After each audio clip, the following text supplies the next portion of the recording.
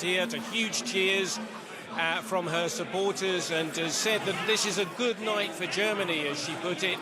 She also referred to the high turnout in these elections, saying, this shows that people want democracy. When they get a real choice at the polls, she said, they turn out and vote for it. And of course, huge enthusiasm for the fact that the AfD has done well in all three states. It'll be represented now in these three regional parliaments, in addition to the 5 that they're already in. So it's a great night for the AfD, a party that has only existed for 3 years, Cindy.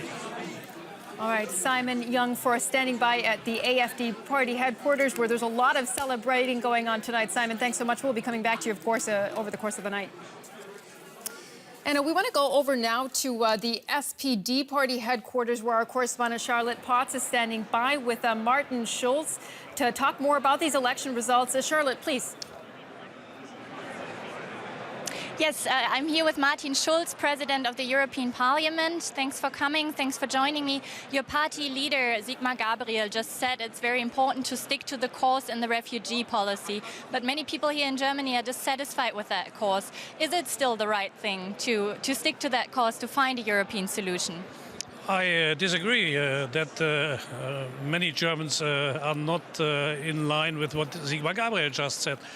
My interpretation of the result in Baden-Württemberg, where Kretschmann, a clear supporter of that line, and Rheinland-Pfalz, where Malu Dreyer, a clear supporter of that line, won with very surprising results, shows that there is no conclusion the Germans are against. I think the Germans are divided, but an enormous amount of voters today voted for people who stick to the line of open and European solution.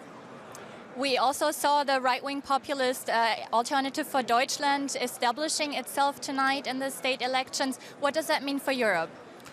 First of all, I think the protest voters of that party are not different from those existing in other countries. This is in a certain way a kind of normalization of our German electorate system.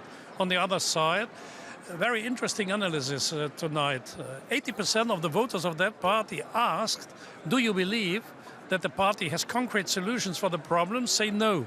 That means that there's an appeal to those who have concrete solutions to deliver. Therefore, I'm relatively optimistic that until the general election next year, we can regain trust of those voters. For your own party, the Social Democrats, is it more of a loss or more of a win tonight? Both. We are very sad about the results in Baden-Württemberg and in Sachsen-Anhalt. I think in Baden-Württemberg is a very specific situation. There's a Green Prime Minister who is highly appreciated also amongst all voters of other parties. And you have only one vote. You can't split your vote. You must vote Green if you want to get him as the Prime Minister. And I think a lot of people, also from my party, voted to avoid that a Christian Democrat should become the Prime Minister. And in Sachsen-Anhalt, quite clear, this is one of our most difficult regions. And there is no quick answer. We have to analyze it very carefully, but it's not the first time that a right-wing extremist party gets a lot of votes in that country. Martin Schulz, President of the European Parliament, thank you so much. Thank you very much. Okay, Charlotte and Mr. Schulz, thank you both very much for your insight there, reporting from the SPD headquarters. Now, Melinda, I want to come back to you now, because we've heard now a few voices, a lot of different elements here to keep in mind.